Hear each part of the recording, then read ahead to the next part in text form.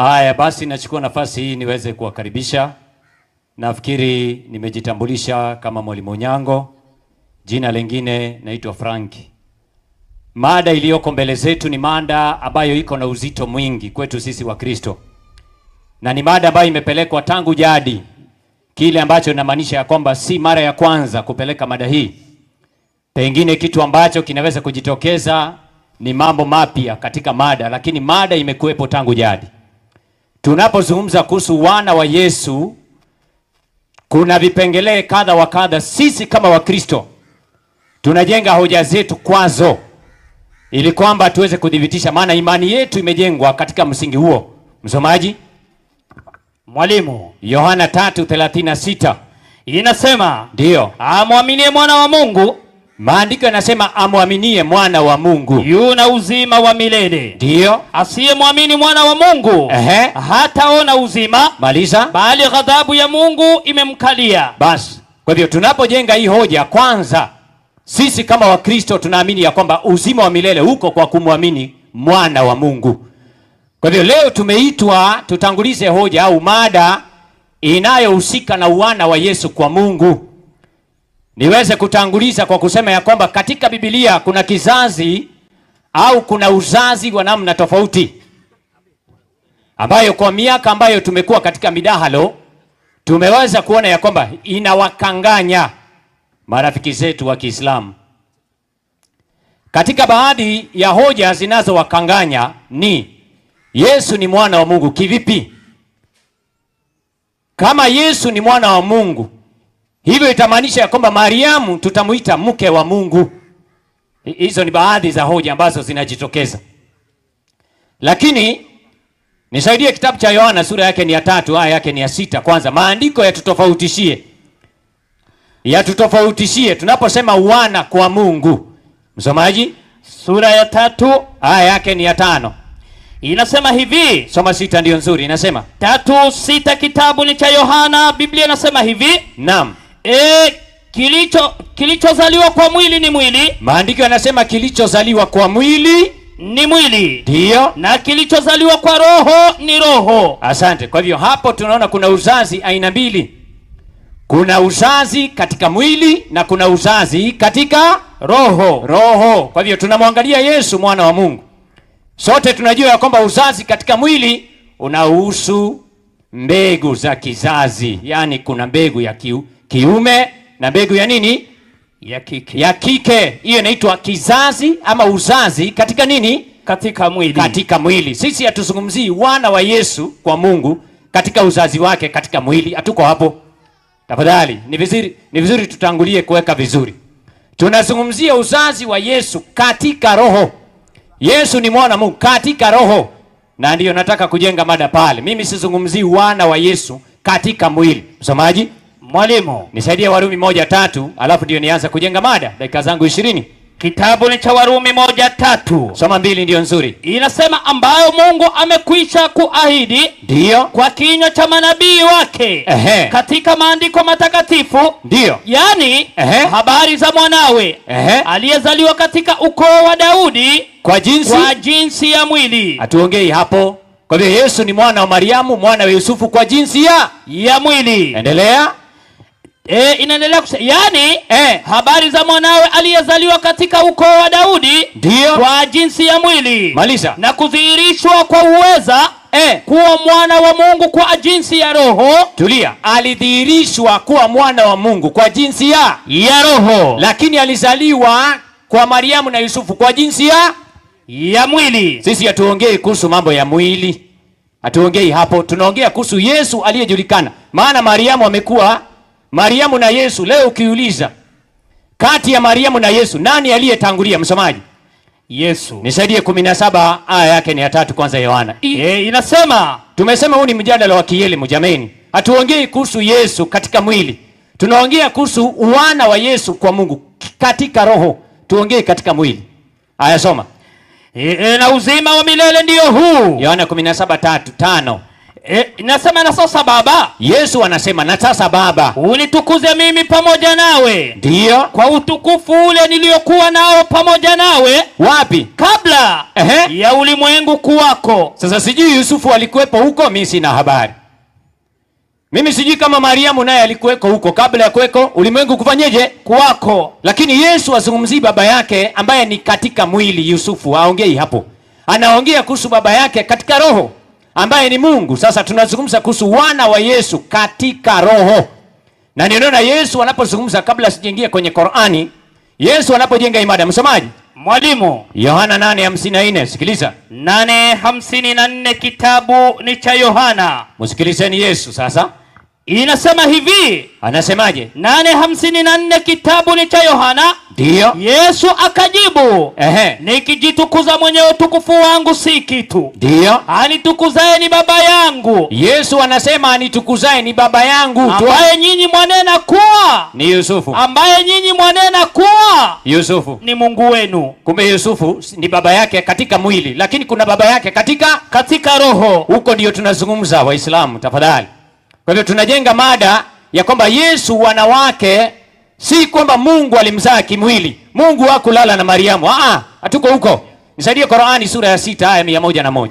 A'udhu billahi minash shaitanir rajim. Hatuzungumzi katika uzazi wake kimwili, hatuko hapo. Tuko katika uzazi wa Yesu kiroho. Yeye ni mwana wa Mungu katika roho. Kwa hivyo mada ukija kujenga, usijenge mada katika kuelezea Yesu kuwa mwana wa Mungu kimwili. Hatuko hapo. Nafikiri inaeleweka kabisa. Endelea. Yeye ndiye muumba wa mbingu na ardhi. Qur'ani inasema Mwenyezi Mungu Allah Subhanahu wa Ta'ala, ama tabaraka wa Ta'ala, anasema yeye ndiye muumba wa mbingu na ardhi. Inamkinikaje? Inawezekanaje awe na mwana hali hana mke? Sasa sisi hatuko hapo, maana hayo ndiyo mawazo ya Qur'an. Qur'ani inamtambua Yesu mwana kimwili. Ndio naona tunaposema mwana kiroho, sasa wanashangaa. Kwani Mungu atatoa wapi mwana? Yaani mke. Hatuzungumzii kimwili. Maana kwa kawaida ukisema Mungu wako na mwanamke, hiyo ni kufuru. Hilo ni jambo ambalo haliwezekani. Tunasema inna lillahi wa inna ilaihi raji'un. Haiwezekani. Lakini Mungu katika roho hako na uweza wa kuzaa kiroho. Msomaji. Msomaji 1 2. Sasa Qur'ani inapouliza inawezekanaje, hata sisi tunauliza, hata sisi tunawaunga mkono kuuliza inawezekanaje, maana hatujaona vile inavyowezekana. Kimwili hatuoni, lakini katika roho inawezekana, na hiyo ndiyo mada. Yesu ni mwana wa Mungu kiroho, katika roho, si katika mwili. Maana katika mwili haiwezekani, lakini katika roho inawezekana. Yakobo 1:18 inasema katika roho, sikia hiyo, kwa kupenda kwake mwenyewe. Kwa kumpoza mwanamke fulani wakalala na yeye. Kwa kupenda kwake mwenyewe ndio alituzaa sisi kwa neno la kweli. Kwa hivyo Mungu anatuzaa kiroho kwa neno la kweli. Kun fayakun, anatuzaa kwa neno kiroho. Ndio naona katika Biblia tumeelezwa katika Yohana 1:12. Alafu sasa tuingie kwenye Qur'an. Yohana 1 mstari wake wa 12. Sijui kama tunaeleweka mpaka hapo. Hatuzungumzii Mariamu na Yusufu, maana huo ni uzazi kimwili, hatuko hapo. Maana Yesu na Yusufu ni Yesu alikuwa mbele, Yusufu amekuja tu juzi. Yesu ndiye amekuwa tangu misingi ya ulimwengu kuwepo. Msomaji. Bali wote waliompokea Kristo aliwapa uwezo. Rudia hapo. Aliwapa uwezo. Aliwapa uwezo. Wakufanyeje? Wakufanyika watoto wa Mungu. Basi endelea. Ndio hao waliaminio jina lake. Soma. Waliozaliwa si kwa damu. Rudia hapo. Waliozaliwa si kwa damu. Kwa hivyo Waislamu, hatuzungumzii kuhusu uzazi katika damu. Waliozaliwa si katika damu wala si kwa mapenzi ya mwili. Hakuna watu walijamiana, hamna. Tuzungumzie hapo. Endelea. Wala si kwa mapenzi ya mtu, ndio, bali kwa Mungu. Kwa nini? Naye neno, subiri, kwa Mungu. Mungu ametuzaa kiroho kupitia neno lake. Unasikia msomaji? Kwa hivyo hapo ndio tunaozungumzia. Kwa hivyo leo tunapoongea kuhusu uwana wa Yesu kwa Mungu, kwanza ndani ya Qur'ani, msomaji, Qur'ani imetaja kuna mababa wengi. Mfano, nisaidie suratul Hajj Sura 22. 22:78. Kwanza tujenge hoja.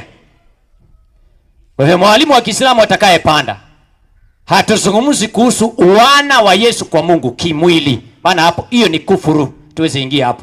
Nazungumza kuhusu kiroho. Hapo ndiyo kuna mada. Soma. 22:78 kitabu ni cha Qur'ani. Inasemaje? Napiganieni dini ya Mwenyezi Mungu kama inavyostahiki kupiganiwa. Ndiyo. Yeye amekuchagueni muwe umma ulio bora, wala hakuweka juu yenu mambo mazito. Wapi? Katika dini. Twende. Nayo dini hii ni mila ya baba yenu Ibrahim. Ati Waislamu wanamuita Ibrahimu nani? Baba yao. Sasa mama yenu naye ni nani? Sijui mnanielewa. Tunaongea mambo ya kiroho, hatuongei mambo ya kimwili. Kwa hivyo Waislamu leo baba yenu ni Ibrahimu. Sawa? Maana yake ni baba yenu wa kiroho. Amewazaa kiroho, ndio tunazungumza. Hiyo ndio mada tunazungumzia. Hatusemi ya kwamba mama yako na Ibrahimu walijamiana kimwili mkazaliwa. Hiyo ni kufuru. Lakini tunazungumza kuhusu wana wa kiroho, si wa kimwili. Tuko pamoja? Maana tumesema ni mjadala wa kielimu. Mimi sitaki mwalimu wa Kiislamu akosee arudi kwa mambo ya mwili na ninamtoa hapo. Unaona? Kwa hivyo tuko kwa mambo ya kiroho. Msomaji? Mwalimu. Qur'ani inasema baba yao ni nani?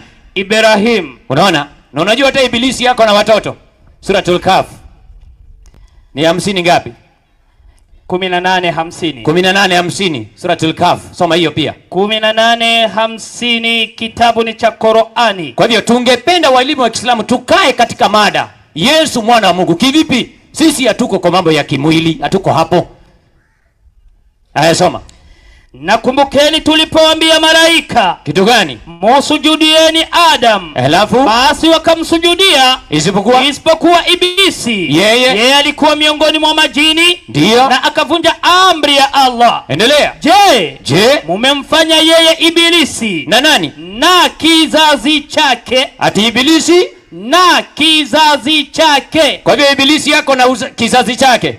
Yaani amezaa Ndio. Si hata Yesu anatuambia? Ndio. Yohana 8:44. Sasa mtatuambia naye mtatuambia mke wake ni nani? Soma usikie. Nyinyi ni wa baba yenu Ibilisi. Ati nini? Nyinyi ni wa baba yenu Ibilisi. Kwa hivyo Ibilisi ako na watoto. Haya, mke wake ni nani?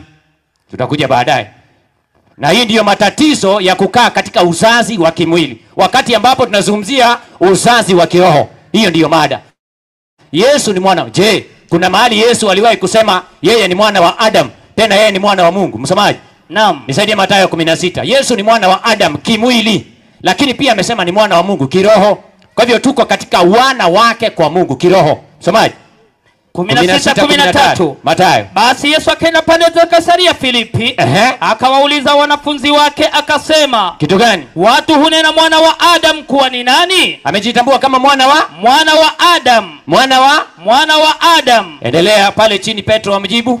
Petro akajibu akamwambia, wewe ndiwe Kristo. Yaani wewe mwana wa Adam ambaye ni Yusufu, wewe ni Kristo, mwana wa Mungu aliye hai. Kwa hiyo mwana wa Adam pia ni mwana wa Mungu aliye hai. Ni mwana wa Adam kimwili, Yusufu na Mariamu, lakini ni mwana wa Mungu kiroho. Endelea usikie kama Yesu alikataa. Yesu akajibu akamwambia. Kitu gani? Heri wewe Simoni Bariona. Kwa nini? Kwa kuwa mwili na damu, mambo ya mwili na damu havikukufunulia hili. Yaani Mariamu na Yusufu hawezi kujua hata hiyo. Endelea. Bali. Nani? Baba yangu aliye mbinguni. Soma vizuri. Yule anatengeneza meza na kabati huko kwenye ile workshop. Baba yangu aliye mbinguni. Kwa hiyo baba yake yako mbinguni, ndiye si baba yake yule anatengeneza meza na kabati huko seremala. Sio huyo. Sio huyo Sio huyo. Si huyo, ni mwana. Huyo Yesu ni mwana wa Yusufu kimwili. Ndio naona katika Biblia Mariamu angejua. Leo ukituuliza Mariamu, ati Mariamu baba ya Yesu ni nani? Kwani anaweza kuwa anajua? Msomaji? Nisaidie Luka 2:41. Kitabu cha Luka 2. Hata yeye mwenyewe hajui. Sasa ikiwa hata Yusufu na Mariamu hawana habari, sikiliza hiyo. 2:41 kitabu ni cha Luka. Si Yesu amepotea siku 3. Ndio. Soma usikie vile Mariamu anafika anamwambia. 2 41. Twende. Kitabu ni cha Luka. Biblia inasema hivi. Inasemaje? Basi wazee wake huenda Yerusalemu. Teremka tu mpaka 45. Nataka point. Inasema hivi. Ehe. Na walipomkosa Ndio. wakarejea Yerusalemu. Ndio. Huku wakimtafuta. Ikawa baada ya siku 3 wakamuona hekaluni. Mariamu na Yusufu wakampata Yesu hekaluni. Hawa ni wazazi wa Yesu kimwili. Sikia hiyo. Ameketi katikati ya walimu. Ndio. Akiwasikiliza na kuwauliza maswali. Ndio. Na wote walipomsikia walistaajabu fahamu zake na majibu yake. Ndio. Na walipomuona Mariamu na Yusufu walipomuona Yesu walishangaa. Na mama yake yani Mariamu akamwambia, kitu gani? Mwanangu, mbona umetutenda hivi? Ndio. Tazama, nani? Mimi na baba yako, yani mimi na Yusufu na mimi tulikuwa tukikutafuta kwa huzuni. Unajua, unaweza soma ufike pale useme mama ya Yesu ni Mariamu na baba yake ni Yusufu. Asikia majibu ya Yesu. Twende. Yesu akawaambia Mariamu na Yusufu. Akawaambiaje? Akawaambia, kwa nini kunitafuta? Mbona wewe na Yusufu mnanitafuta? Hamkujua ya kuwa wewe Yusufu na Mariamu hamkujua ya kuwa imenipasa kuwemo katika nyumba ya baba yangu? Sijui kama mnanisikiza walimu wa Kiislamu. Mkija hapa mtusaidie. Hiyo nyumba ya baba ya Yesu ambaye ni Yusufu, hiyo ambaye alikuwa amepotea ndani na Yusufu hajui na ni nyumba yake ni gani? Si kama mtu naelewana mpaka hapo. Ati Yesu amepotea kwa nyumba ya baba yake Yusufu na Yusufu anamtafuta. Na Yesu anasema hamkujua inanipasa kuwa kwa nyumba ya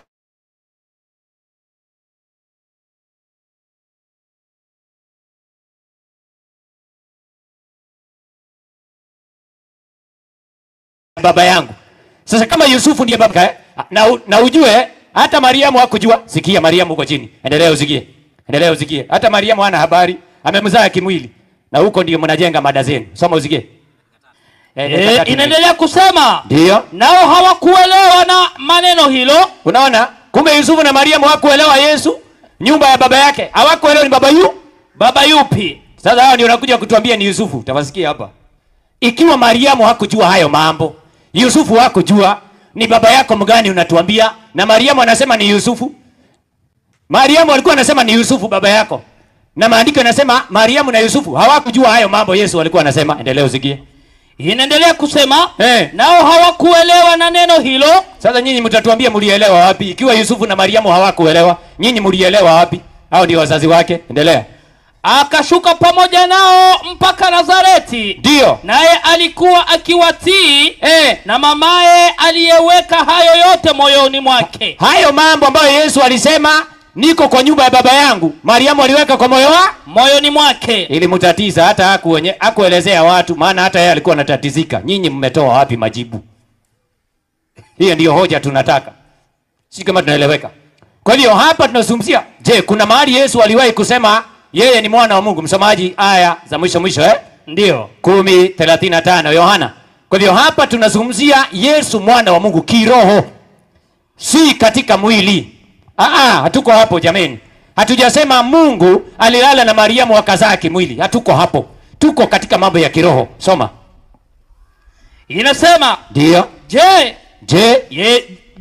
Yeye ambaye baba alimtakasa. Yesu anauliza yeye ambaye baba alimtakasa akamtuma ulimwenguni. Ndio. Nyinyi mnamwambia unakufuru. Kwa nini? Kwa sababu nalisema. Yesu alisema mimi ni nani? Ni nani? Ni mwana wa Mungu. Ni mwana wa Yusufu baba yangu ni seremala. Ni mwana wa Mungu. Unaona? Kwa hiyo Yesu alisema yeye ni mwana wa Mungu. Si kwamba Mungu na Mariamu walikuwa ni mtu boyfriend na girlfriend. Tuko hapo. Hiyo ndio Qur'ani inakataa katika suratul An'am. Inasema yeye ndiye muumba mbingu na ardhi. Inamkinikaje awe na mwana hali ana mke? Inamaanisha kwamba katika Biblia Mungu anaweza kuwa na wana pasipokuwa na mke. Kutoka 4:22 aya mwisho sijui dakika ngapi moja. Kutoka 4:22. Inasema hivi, sikiliza Musa huyo. Katika 4:22 kitabu ni cha Kutoka. Twende. Nawe utamwambia Farao. Mwenyezi Mungu anamwambia Musa, utamwambia Farao, Bwana asema hivi. Ndiyo. Israeli ni nani? Ni mwanangu mimi. Haya, mke wa Mungu ni nani ndio wazae Israeli? Haya ni mambo ya kiroho. Sijui kama tunaeleweka. Kwa hivyo tumejenga mada na nimetoa hoja. Yesu ni mwana wa Mungu, si kimwili. Kwa hiyo mwalimu wa Kiislamu usije kutuzungumzia mambo ya kulala na mwanamke fulani, sijui kujamiana, hatuko hapo. Haya ni mambo ya kiroho. Na nimesoma katika Yohana 3:6 nasema kilichozaliwa kwa mwili ni mwili na kilichozaliwa kwa roho ni. Kwa hiyo tunazungumzia uzazi wa Mungu kiroho. Assalamu alaikum wa rahmatullahi wa barakatuh. Wa alaikumus salam wa rahmatullahi wa barakatuh.